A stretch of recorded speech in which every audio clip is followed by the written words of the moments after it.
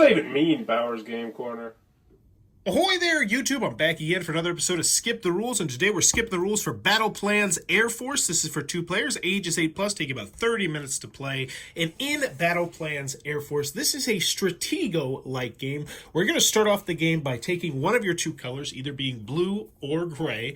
You're going to take all your pieces, and then you're going to arrange your 30 pieces out on the board however you would like to in the first 3 rows, as I've done over here. Now, before we start showing you how to play the game, I think it's very important to explain the objective of the game and the different units that you're going to be using. So the main objective of the game is to protect your radar station. You will have exactly 1 radar station. If this gets attacked by anything, then you automatically lose the game, so you want to keep it safe.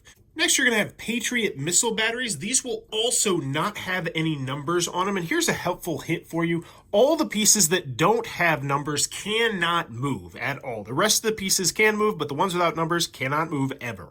Now, the SAM batteries kind of act like landmines, and if anyone attacks one of these SAM batteries, then they will automatically get destroyed, except for one particular unit, which is the number 3, the F-17 Nighthawk. You will have 4 of these, and this can attack one of these and destroy it. But if anything else, even the 10 attacks this, then the 10 gets destroyed. So we went over the 3, which just once again is going to destroy Patriot missile batteries. So then we'll talk about the 2, which is the drone. You will have 5 drones that can go all the way across the board as long as there's an open space.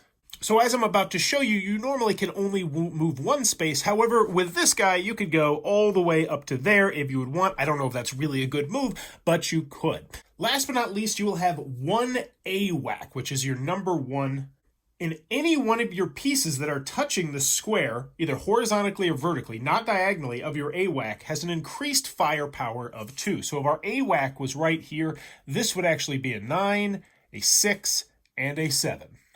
Now, if anyone were going to attack one of these units right here, then you as the defender would announce that this is in fact supposed to be a 9 instead of a 7, which then lets your opponent know that your AWAC is nearby and there's only 1 AWAC. AWACs aren't just great for defense, though, because they will actually work on offense as well, and I'll show you an example right now. So let's say that this was how the board was set up, and I took this unit to try and fight right here.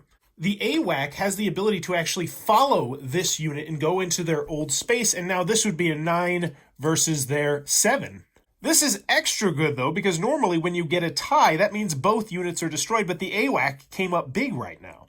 But those are the 4 units that you're going to need to remember. All the other units just mark how much their strength is. This 6 just means this is 6 strength, as does the 5. So now, back to how the game is set up. At the same time, you're both going to secretly set up your board like so, making sure that you are protecting your radar station. So right now, this might not be the best idea to have my radar station up here, but hey, whatever. With everything set up, blue will always go first, and what you're going to do on your turn is you are going to move 1 piece, 1 space, unless, of course, you're using the drone or the AWACS. Now, every single piece can only move 1 space, and you can never go into the house area or the hospital area right here. So for my first move, I could just totally do this move right there, and my turn would be over. Next, my opponent is foolishly going to decide to use their drone, which means they can go more than just 1 space, and they're going to go all the way up here, and they're just going to attack. They're playing reckless, they're playing wild. In this particular instance, it actually worked because 2 beats 1, so 1 is now destroyed, and that is my AWAC, and this is not looking very good for me. But that's how simple combat is. If your number is higher, then you destroy your opponent. And as mentioned earlier, if there was ever a tie, so let's say this drone flew into another drone, then both of the drones would be destroyed and taken off the board. Once pieces are off the board, they will never return. You can put them back into your bag and kiss them goodbye. A few more minor rules to note are that you can never move diagonal for any reason whatsoever. Everything in this game is only up, down, left, or right. Also, you can't move 1 piece between 2 spaces 3 consecutive times, and I'll show you what I mean. So I could do this once and then come back twice, but then on the 3rd turn, I could not go back to there. You can't just stall going back and forth more than 2 times in a row. The final rule that I want to mention is that if you're playing with younger kids or you want a slightly simpler game, then you can easily change how the AWACS work, and the AWACS will now, instead of providing additional bonus support for the troops around him, will be able to destroy the number 10, which normally could only be destroyed by another number 10 or the missile batteries.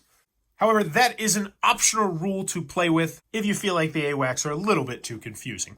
You will continue to go back and forth, moving one piece at a time with the few exceptions that we talked about until someone's radar station has been destroyed, at which point they will immediately lose the game and the other player will be the winner of Battle Plans. And that, in a nutshell, is how you're going to play Battle Plans. If this video helped you, please consider giving it a like and letting me know in the comments below where I helped you out at geographically. So I'm in Fort Wayne, Indiana. Where are you from? Let me know in the comments below. And as always, thanks for your time, YouTube.